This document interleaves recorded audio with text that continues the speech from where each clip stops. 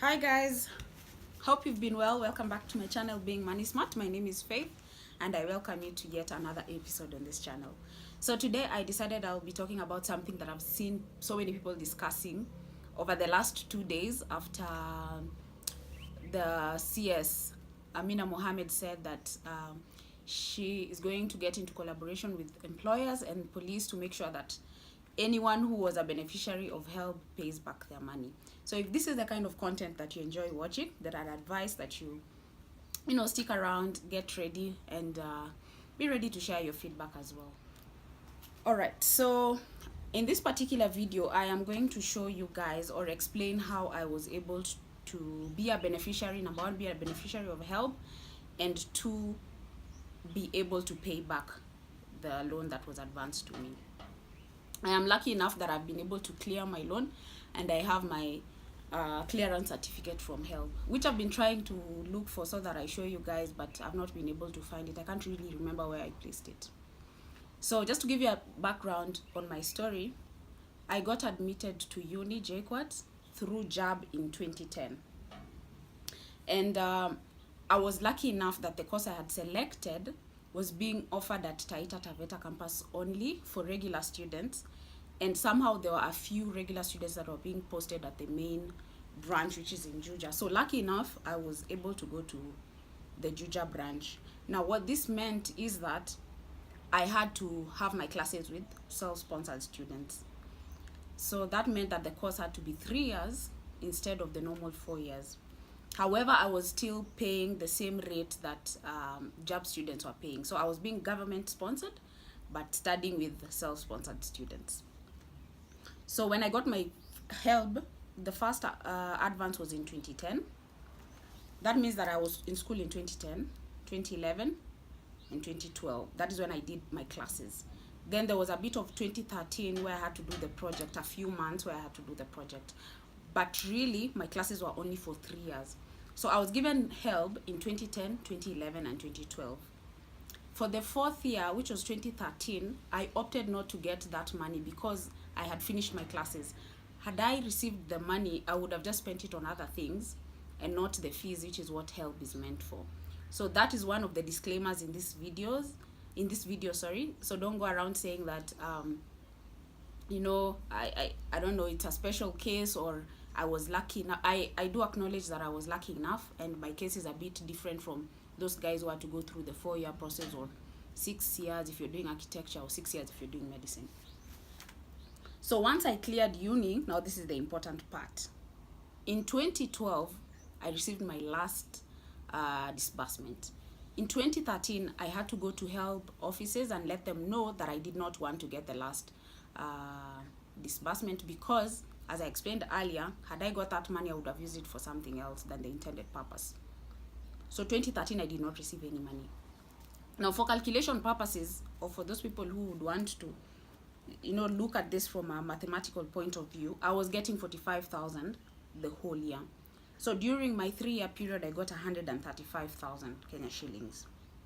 When I cleared in 2013, because that's when I stopped now going to uni totally and completely, I was advised by a cousin of mine who had gone through HELB, and at that point she was actually making payments. So she advised me, the trick with HELB is that you want to make sure you're making a payment in order for you to avoid being penalized. Now, guys who are penalized are usually charged 5,000 per month for not making any payment. So yes, I didn't have a job in 2013, but what I made sure is that somehow I would be paying something. If you're to look at it critically though, 2013 was meant to be my 4th year. I was supposed to have been given money. So in other words, in 2013, my loan did not incur any interest because HELB starts charging you for the interest, I think, once you're done with your studies. So in 2013, I was not charged any interest and I did not receive any money. In 2014, okay, so I'm going to give you another background on HELB. Once you finish with your course, HELB gives you 1 year to sort out yourself. So maybe to look for a job or just to put your things in order before you start paying them. So there's that 1 year grace period. And for me, that happened to be 2014. So for 2014 as well, there was no expectation for me to be making payments. However, because I knew that either way I'm supposed to be paying this money, I would make payments. So my payments would range between 500 shillings and 1,000. I was able to do some attachments here and there, and I would also do a few businesses. Like when I was in campus, I was doing a few things here and there. So anytime I would get money, I'd make sure that I sent to HELB in order to reduce my interest. So in 2015, now this is where it gets interesting. Let's assume now you finished your course, you have used your 1 year grace period, and now you got to the year where you have to start paying. In this particular year, if you're not paying, it means that you're going to accrue interest, number one. Number two, it means that you're going to accrue penalties. And this is where most people don't understand how HELB works. Say, for example, you don't have a job that pays you well. You know, as long as you receive an income, what you need to do with HELB is make sure you pay them something. So I know they usually accept from a minimum of 500 shillings. If you're able to pay 500 shillings a month, HELB will accept and they will not penalize you. So there are people who are out there who think that they need to be making huge amounts in order for them to, to make progress. But the reality is that as minimum as 500 would keep your account less of interest and penalties. So that year for me was 2015, and in 2015 I was lucky enough I got a job. So when I got a job, my employer is one of those people who, my employer then was one of those people who would ask you to, they would forward your name to HELB without asking you anything. So the HR told me that I need to go to HELB and sort out a few things. So when I went to HELB, my intention was that they should be deducting me around 3,000 a month or something of that sort. But when I got there, HELB told me that the minimum, they have a new requirement, and the minimum you should pay a month is 5,000 Kenya shillings. So I tried telling them my case and telling them I think 5,000 is too much, they should deduct less. But they said they only make exceptions for teachers. So anyone who has a TSC number can be able to pay less than 5,000.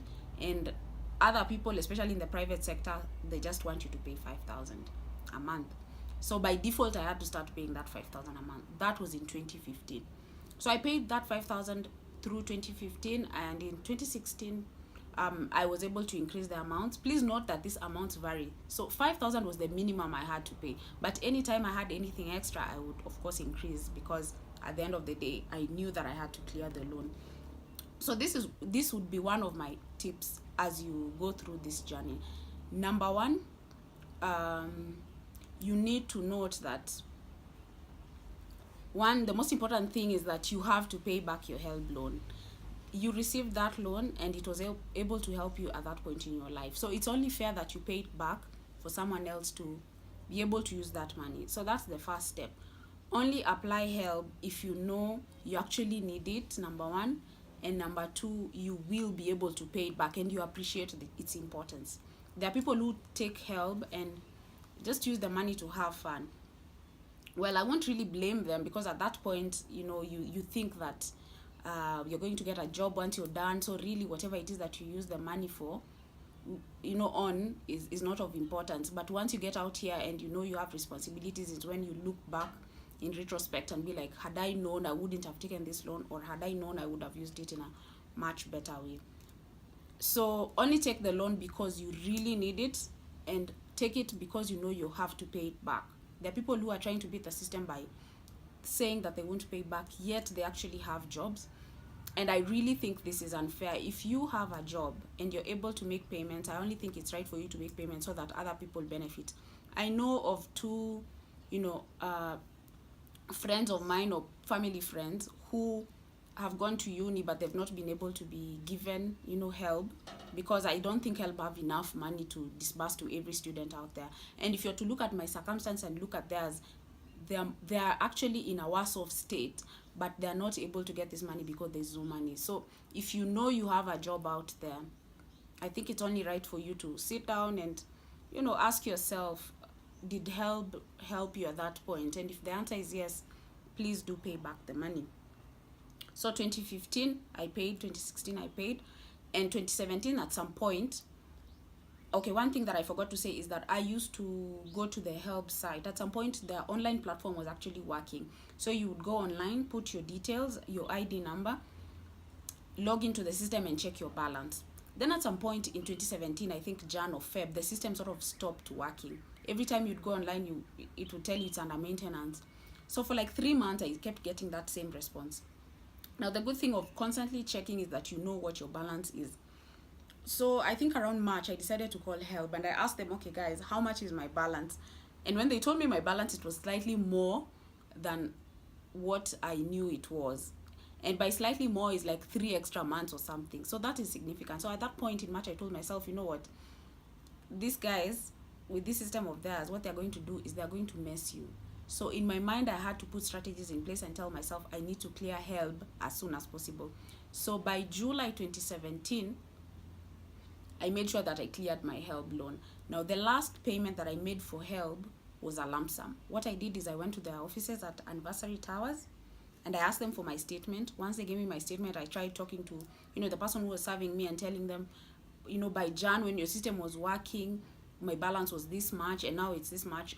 Of course, they went there and checked, and they told me there's nothing much they can do. If there's any evidence I have, I give them. Now, which was a disadvantage on my side because I didn't have any sort of evidence. And this is something that I would advise anyone. If you're paying HELB, please make sure that you have a place where you're recording, or you sort of have like a statement from them that shows your balance at a certain time, in order for you to avoid cases of going there to lodge your case, then someone starts telling you, so what is your evidence? Yeah. So make sure you constantly keep records and constantly check that, my balance as of this date was this and that. So when I went there, they gave me my balance. I think it was around 30-something thousand. And in my head, I knew it was either 15. It was like half of the amount they are telling me. So out of that, I just told myself, you know what? You're going to lose this war. You'll still be expected to pay. And if you don't pay this amount, it's going to accrue some crazy penalties. So what I did, I just moved cash from my savings account and cleared my HELB loan. And then when you clear your HELB loan, please make sure that you're given your clearance certificate. I remember on that particular day, I was being told that the machine is not working, that I should come back for the certificate or something. But I told them, you know what, I'm going to wait. If it means I have to go, then come back later, I'll do that. So I made sure I left with my good clearance certificate. There are people who've actually cleared their HELB, but a mistake that they did is they forgot to take their clearance certificate. So if you know you've cleared, make sure you go to their offices and get that certificate. So it means if you're going to clear via phone, like if you're using M-Pesa to make your payments and you know you're done, they will not stop charging you. Your account is still active. By clearing, it means sort of like they're closing your account, they're making it inactive and giving you the certificate. So don't be one of these people that comes complaining later saying that, I cleared my HELB loan and I've just received notification that I need to pay some amount of money, or it has been incurring interests. Yeah, basically that's it. So just to summarize this video, as I said before, this whole video was just meant to talk about HELB and my experiences. But the things that you should take from the video are the following. Number one, only take HELB because you actually need it. If you don't need HELB, if you know your parents can actually afford to pay your fees and give you allowances, just avoid HELB. You can actually avoid HELB and you'll be perfectly fine. So just take HELB because you need it. Then strive to clear the loan as soon as possible. So once you clear school, please look at ways of clearing it. And if you're lucky to have been in the case that I was in, you can avoid to take the last disbursement, because it's not going to help you, it's not going to raise your fees, so avoid taking it. The other thing is, once you clear school, once you clear your studies, please make small payments, as many small payments as you can. One thing they can't do is they can't refund you back your money. So you can use M-Pesa, they have a pay bill number, and the account number is usually your ID. Every time you get 500 shillings, just send to them. As long as you're keeping your own records, it should be fine and it will reflect on your statement. Then something else too that is very important, please avoid penalties. 5,000 a month is a lot of money. I know people who got around the same amount that I did. Someone was getting like 35,000 a year and they got it 4 years, so that is 140, versus someone who was getting the amount that I was getting 45, and I only took it for 3 years. That's 135. The difference is only 5,000. But this other person ended up paying like 200 and something thousand because they kept getting penalties. Now, the person I'm telling you about is not someone who is unemployed. It's someone who has a job, but somehow they feel like, it's not a priority for them. So had this person been paying 500, they would have avoided all these small penalties. So make sure you avoid that 5,000 penalty. 5,000 is a lot of money to be penalized in a month. Guys, that would be 60,000 in a year. Honestly, your loan will escalate without you knowing what happened. Yeah. Then if you're one of these people that, you've tried all possible ways, you cannot even pay the minimum 500 to keep your account active, what I would advise is, once you get a job or once you're in a position to pay back your loan, go to the offices of HELB, talk to someone, ask them, can you get a waiver? Or there are times that HELB actually does a countrywide waiver for everyone, and they advertise on the media. So if that is the case, make sure you take advantage of such a thing. There's a time I think HELB did 100% waiver, and so many people were able to benefit from it.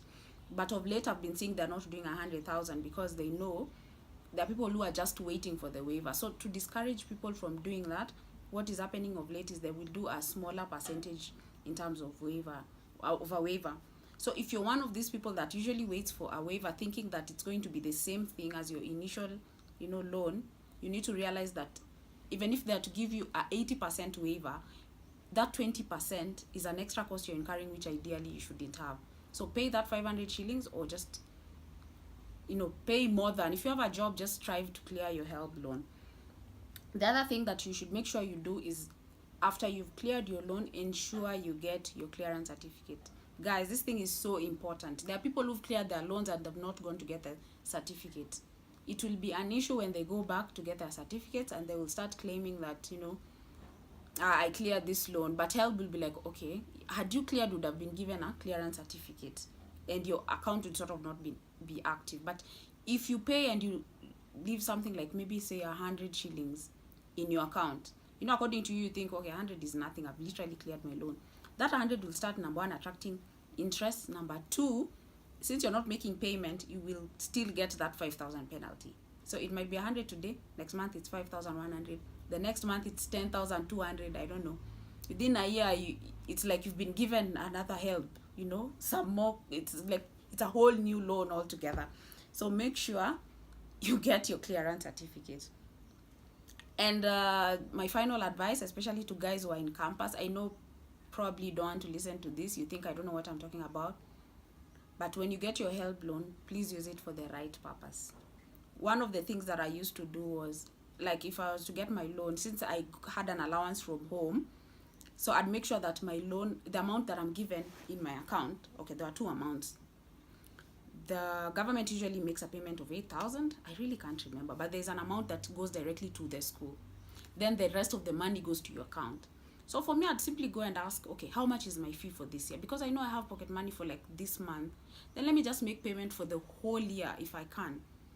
So at the end of the day, I'd rather remain with 3,000 or 2,000, but I've cleared my whole fees, and somehow I'll survive throughout, the semester.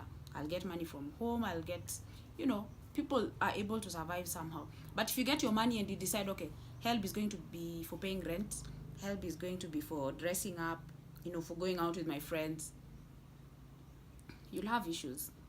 And the most painful part is that money that you think, you're having fun with, you go out with your friends, you decide to buy for them drinks, you're going to pay back. You'll be so hurt because you can't see where the money went to.